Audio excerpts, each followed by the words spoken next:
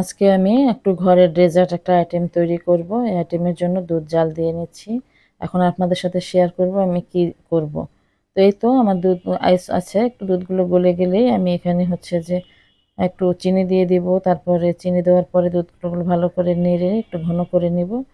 তারপরে দিয়ে দিব হচ্ছে যে একটু সেমাই। সেমাই দিয়ে আমি কি তৈরি করব? ফালুদা তৈরি করব। আর আপনাদের সাথে শেয়ার করব যে আমি কিভাবে ঘরে ফালুদা তৈরি করি। এই তো সেমাই দিয়ে দিলাম। সেমাই দিয়ে ভালো করে জাল করে নেব। আসলে একেকজন একেক পদ্ধতিতে করে। আমরা রেস্টুরেন্টে গেলে সাবুদানা দিয়ে তৈরি করে। তারপরে হচ্ছে অনেক বাসায় আমি খেয়েছি নুডলস দিয়ে করে। কিন্তু আমার কাছে সেমাই ভালো লাগে। আর যেহেতু আমার বাচ্চারাও সাবুদানা খেতে পারে না, এজন্য হচ্ছে যে আমি সেমাই দিয়ে ফালুদা তৈরি করি। তো সেমাইটা খুব সুন্দর করে আমি জাল করে একটু ঘন করে নিচ্ছি। ঘন করে নিয়ে একটু ভেঙেও দিচ্ছিলাম কারণ যেন লম্বা হয়ে ঝুলে না থাকে, দেখতে ভালো লাগবে না। তো এই তো আমার সেমাইগুলো হয়ে আসছে, এখন ঘন হয়ে গেছে, এটা আমি একটু পরেই নামিয়ে ফেলবো। সেমাইটা নামিয়ে নিয়ে আমি কিন্তু এটা ঠান্ডা করে নেবো। সেই যে সেমাইটা হয়ে গিয়েছে ঢেলে নিচ্ছি, ঢেলে আমি কিছুক্ষণ নর্মাল ঠান্ডাটা হয়ে আসলে আমি ফ্রিজে রেখে দিব, তারপরে ফ্রিজ থেকে বের করব। যেন আরেকটু ঠান্ডা হয়, যেহেতু ফালুদা ঠান্ডা খেতেই ভালো লাগে। আর এখানে ফলগুলো কেটে নিয়েছি।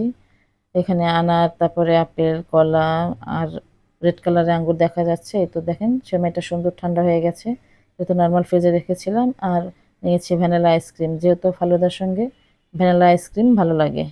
মানে ভ্যানিলা আইসক্রিম দিয়ে তো ফালুদাটা তৈরি করা হয়। এই তো এখন আমি কিভাবে এটা সাজিয়ে বাটিতে সার্ভ করব আপনাদের সাথে শেয়ার করছি। প্রথমে আমি একটু সেমাই দিয়ে নিলাম, তারপরে কিছুটা ফল দিয়ে একটু ছড়িয়ে দিব, যেহেতু সব ফল উপরে দেওয়া হয়, ভিতরে যেন কিছুটা থাকে। এই তো তারপর আইসক্রিম দিয়েছি।